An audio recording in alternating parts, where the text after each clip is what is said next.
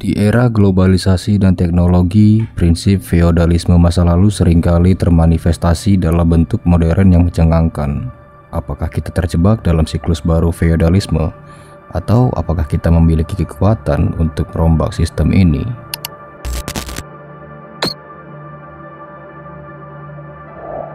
Feodalisme adalah struktur pendelegasian kekuasaan sosial politik yang dijalankan di kalangan bangsawan atau monarki, dengan bertujuan untuk mengendalikan berbagai wilayah yang diklaimnya melalui kerjasama dengan pemimpin lokal yang dijadikan sebagai mitra.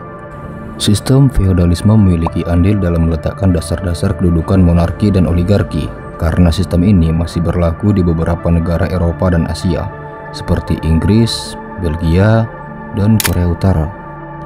Sistem feodalisme muncul pertama kali pada abad pertengahan, khususnya di Eropa.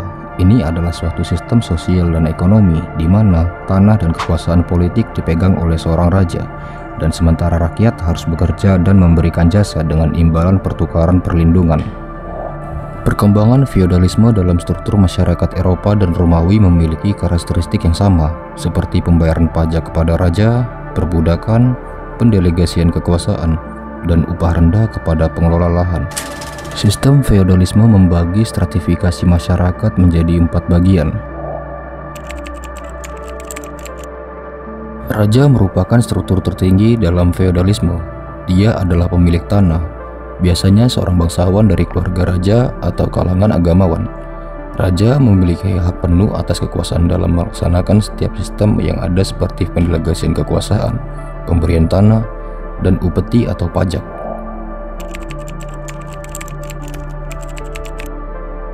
Kaum bangsawan yang memberikan jasa berupa dukungan militer kepada raja dengan imbalan berupa tanah.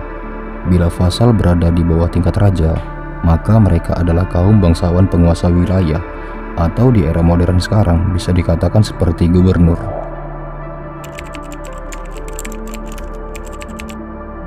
Fief adalah pemilik lahan tanah yang disewakan kepada serf atau budak, yang berupa lahan-lahan pertanian sebagai solusi untuk petani yang tak bisa lagi membayar pajak. Pada titik ini, sistem ini menawarkan sistem tenaga untuk membayar hutang berupa pajak yang ditunggak. Pada intinya, sistem ini memiliki karakteristik yang sama dengan serf.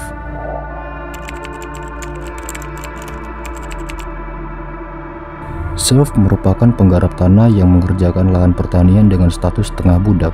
Mereka merupakan sasaran utama para perampok atau musuh, karena mereka adalah golongan lemah yang tak berdaya jika sudah tertangkap. Karena itulah mereka butuh perlindungan dari pemilik tanah atau kaum bangsawan.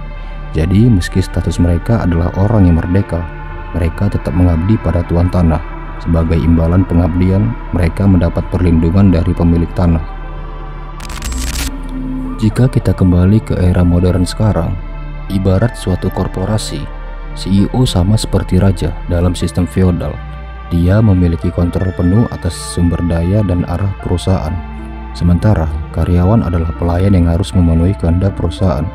Sementara pemimpin tim, dia berada di bawah CEO.